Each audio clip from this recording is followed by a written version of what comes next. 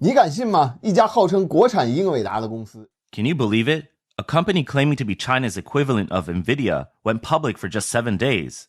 Instead of producing GPUs that rival Nvidia's, it first deposited 7.5 billion RMB from its fundraising into the bank.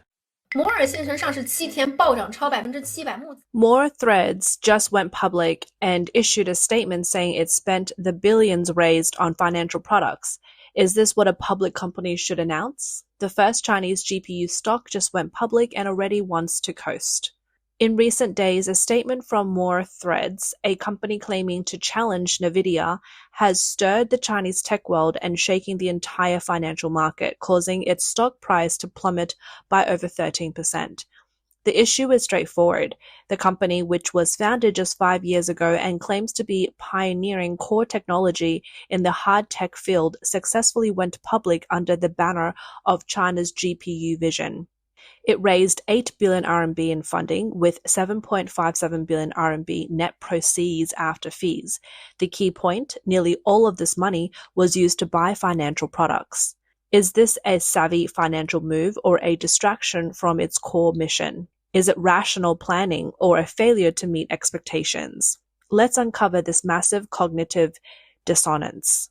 Let's rewind to December 5th when More Threads made its debut on the A-shares star market. The stock soared 468% at opening, and its market value quickly surpassed 100 billion RMB. Within just 5 trading days, the stock skyrocketed to 941 RMB with a cumulative increase of over 700%, and its market value topped 400 billion RMB. Why such a big success? Because its story was irresistible. Founder Zhang Jianzhong, the former global vice president of Nvidia, recruited an international core team aiming to build a full-function GPU to compete head-to-head with industry giants. It became the darling of the domestic substitution wave, hailed as a future leader in China's tech industry. However, beneath the fanfare, there are troubling currents. First, More Threads is still deeply in the red. In the first 3 quarters of 2025, it lost over 700 million RMB and is projected to lose nearly 1.2 billion RMB for the whole year. Secondly, its valuation is astonishingly high. Based on last year's revenue, its price-to-sales ratio exceeds 600 times. Even when using this year's projected revenue growth, it's still around 300 times. In comparison, another publicly listed Chinese GPU company, Haiguang Information, Haigon, has a dynamic price-to-sales ratio of about 41 times. This means that the market has priced More Threads based on extremely high future growth expectations. Everyone is waiting to see how it will use its technical expertise and business results to justify such astronomical market value.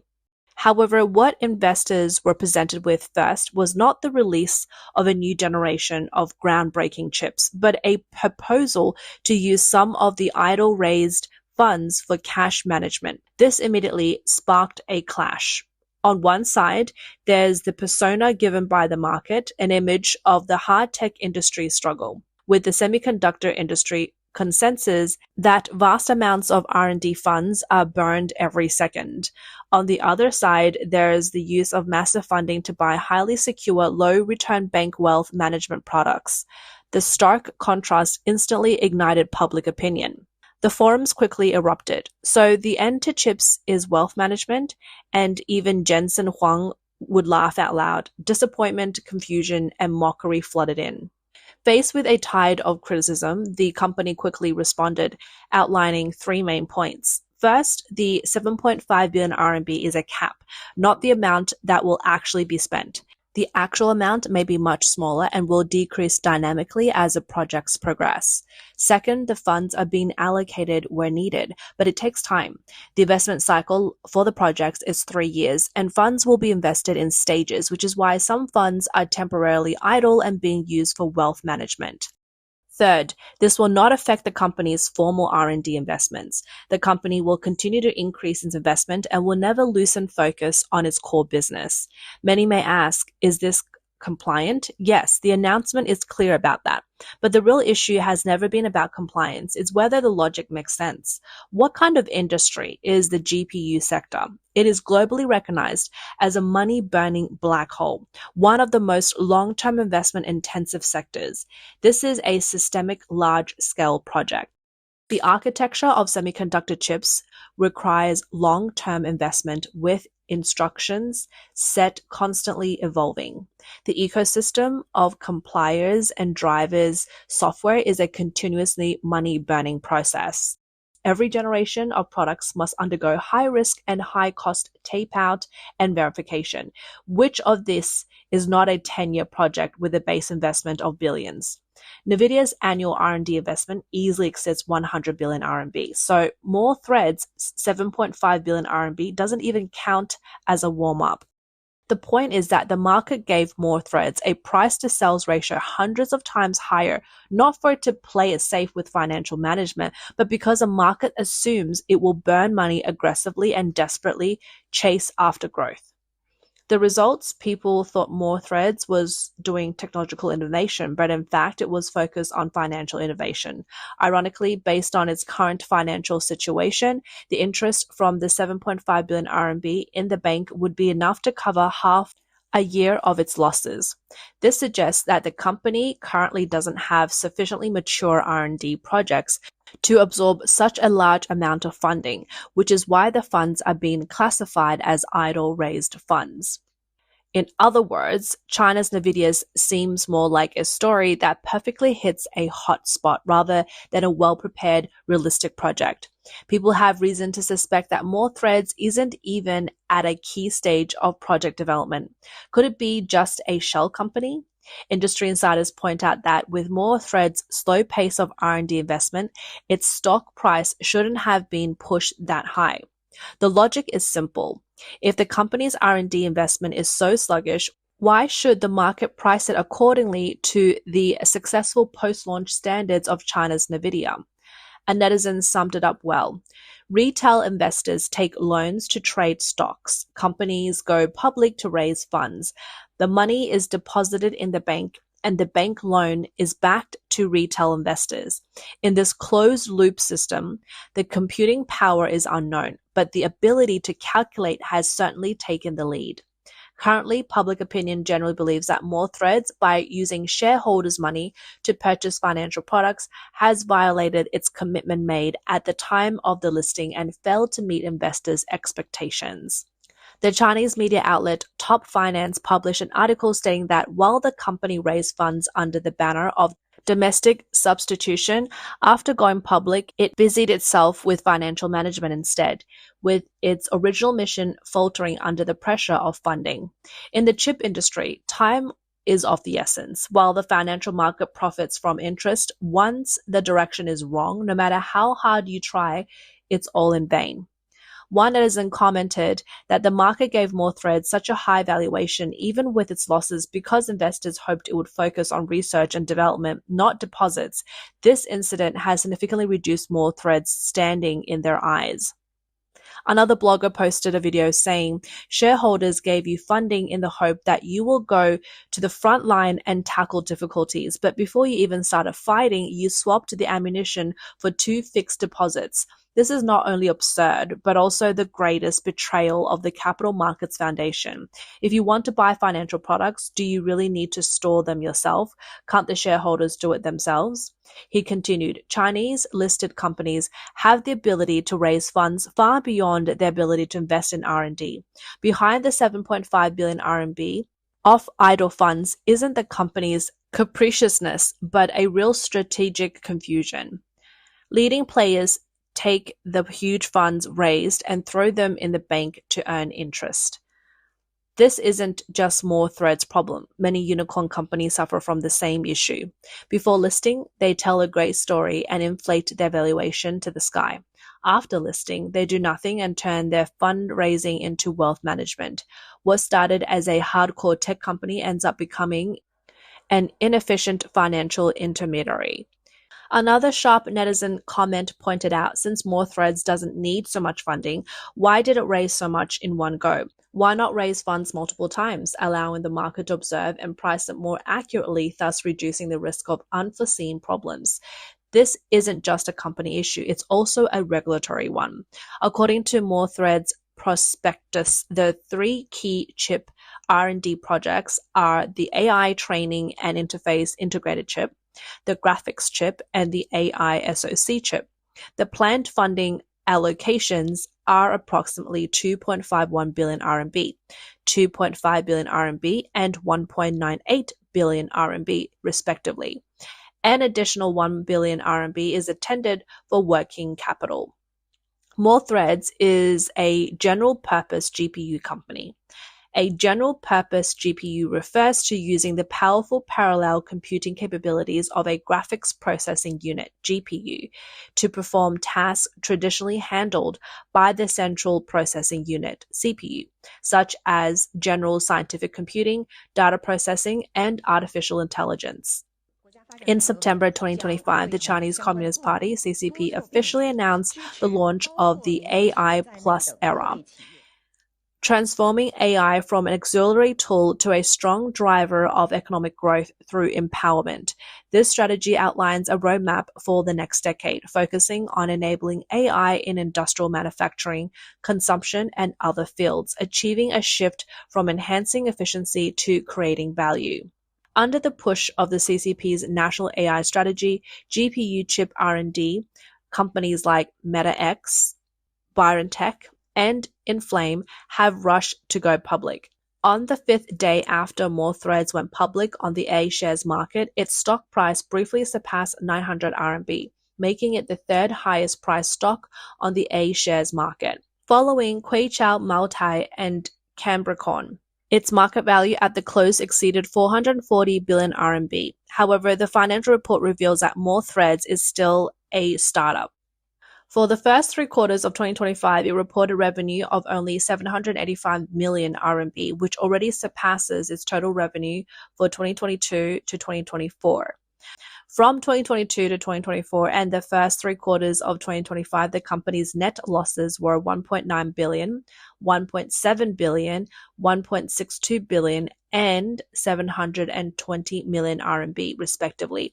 Over the past 3 years and 9 months, the total net losses has accumulated to 5.94 billion RMB. Industry insiders analyze that the Chinese A-shares market has become so distorted that it uses the valuation logic of global AI giants like Nvidia to price a domestic GPU company that is just starting out and still burning massive amounts of money. What's more alarming is that such an operation is actually standard procedure in the A-shares market. It's only that this time it's riding the wave of the national AI narrative. She said, More Threads is essentially taking advantage of the policy wins, raising money first and figuring out how to spend it later. Right now, there really aren't any projects to work on. Going public is the ultimate goal for this kind of company. As for talks about overtaking competitors and bring glory to domestic GPUs, it's just rhetoric. Don't take it seriously. Any national strategy in the A-shares market will eventually be financialized into a profit-sharing mechanism, which is essentially a collusive scam. She further explained, a healthy market sees market value rise with the fundamentals, but in the A-shares market, it's the opposite. Stock prices rise first, and companies then try to catch up with the fundamentals. More Threads' growth potential over the next few decades has been priced in within just 5 days. This has removed the company's drive to catch up with the fundamentals. The valuation is already set, so why continue to strive for entrepreneurship? Only the retail investors in the stock market would believe in some national strategy or the patriotic narrative of overtaking competitors. Capital doesn't believe in it, the government doesn't believe in it, and the company themselves never believed in it either. They've simply conspired to create a scam. What's even more concerning is that domestic GPU chip companies face 2 major technical challenges. According to Top Finance, More Threads' bigger challenges lies in the dual bottlenecks of software ecosystem developed and supply chain production capacity. First, Nvidia's monopoly position is not only based on its leading chip hardware, but also on the 20-year-old CUDA ecosystem it has built. Millions of developers worldwide write codes based on the CUDA architecture, forming a hardware-software developer closed loop, which makes it difficult for later entrants to surpass in the short term. CUDA, Compute Unified Devices Architecture, is a hardware-software integration technology launched by Nvidia, providing computational power for applications. For more threads to break through, it must build its own MUSA architecture ecosystem. This will require convincing software companies to adapt, setting up courses in universities to train developers, and accumulating code in open source communities. On the other hand, global high-end chip manufacturing and packaging testing capacity is highly concentrated, with domestic manufacturers facing the awkward situation of not being able to get in line even if they have money. Taking COWS packaging as an example, it is a key component for high-end AI chips, with its production capacity being prioritized by international giants like Nvidia and AMD.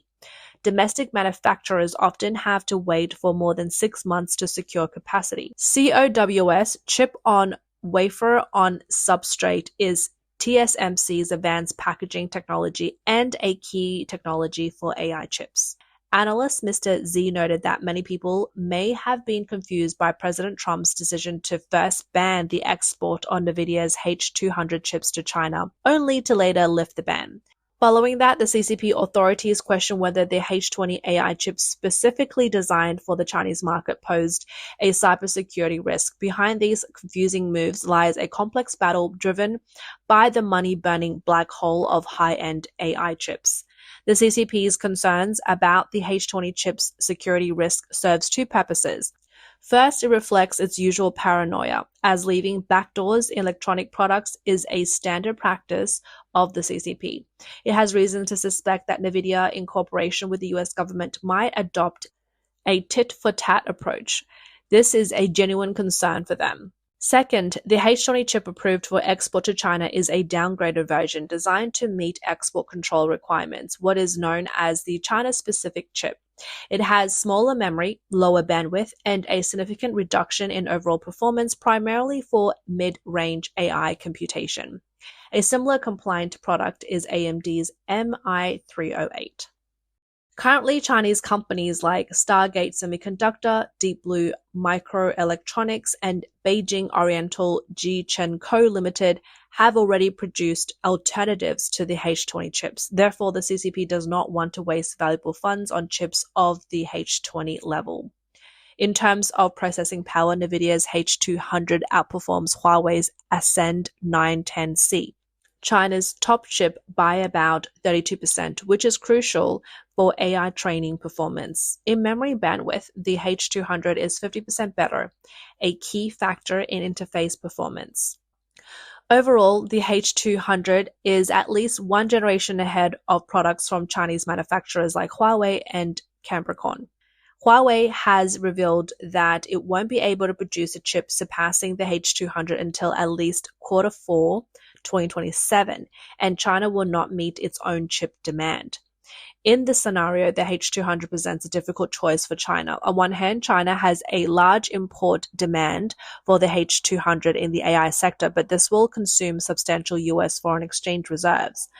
On the other hand, Nvidia's, by receiving funding, could continue advancing its R&D and further widen the gap with China. In fact, Nvidia originally hoped to sell more advanced Blackwell series chips to China. The approval of the H200 can be seen as a compromise, with the most advanced technology still retained in the US. This shows that there are various models in the Blackwell series, and Nvidia is confident that even while exporting Blackwell chips to China, it will still maintain a strong lead. Mr. Z pointed out that the AI chip manufacturing industry is a game of funding, investment, and R&D speed. Exporting the H200 to China will indeed increase China's AI frontier model capabilities and help China build AI data centers globally. However, in this money-burning black hole, the challenge is how to leverage China's funding while maintaining a leading position. This is the inevitable strategy after weighing the options. This context explains why Trump agreed to allow Nvidia to export the H200 to China. So, What is the true capability of China's AI chip manufacturing, and what is the CCP strategy towards the US? A recent case may shed light on this. On November 28th, Canadian citizen Yuan Benling was arrested in Sterling, Virginia, and charged with conspiring to violate export controls. The case was not publicly disclosed at the time Yuan's arrest.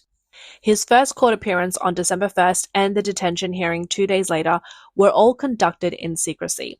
The information available now primarily comes from the court proceedings, which were initially sealed but were unsealed in early December. 58-year-old Yuan Benling is accused of being involved in a smuggling scheme worth $50 million aimed at illegally exporting high-performance Nvidia computer chips to China.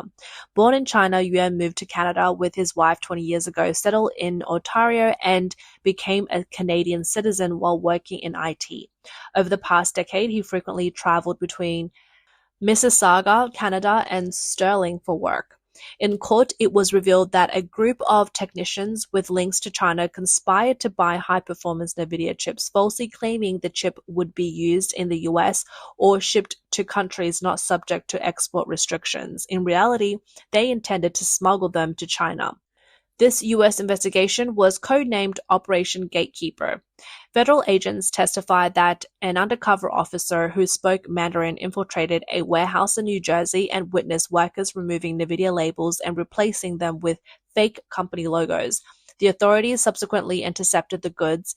A Chinese buyer representative, believing the goods were stolen, negotiated with the undercover officer and agreed to pay $1 million to retrieve them, but insisted on inspecting the goods first. At this point, Yuan Benling appeared. Yuan was accused of recruiting and instructing 6 inspectors, some of whom were employees of Asiacom Americas, to verify the goods. Following the CCP's instructions, he provided copies of the inspectors' ID cards to officials at the Beijing parent company. The court was told that the inspectors arranged for 3 trucks to transport the large batch of chips, with instructions not to disclose the destination as China. The US government ultimately intercepted the shipment. Mr. Z noted that it is unclear which specific AI chips were involved in this case, but it is highly likely that they were H200 chips.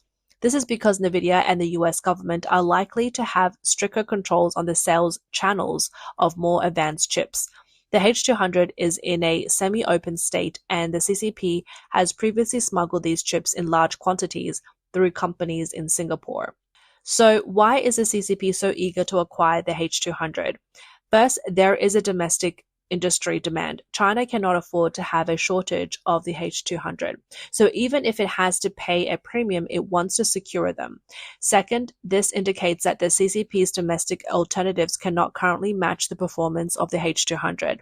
Third, by purchasing through the black market, it can evade US export controls, concealing its true AI computational capabilities. Since US tech personnel can estimate the CCP's AI training power based on the quantity of H200 chips it processes. Looking at the ironic turn of events where China's Nvidia immediately became a financial expert after going public, it's clear that the CCP's high-end AI chips industry has reached a bottleneck. This is because since the beginning of 2025, the US has greatly intensified its efforts to combat the CCP's tech theft and personnel control, cutting off its path to leapfrogging. Therefore, China's true AI chip manufacturing capabilities are currently limited to the H20 level. Mr. Z said China's Nvidia has ultimately become a scam and a joke in the capital market.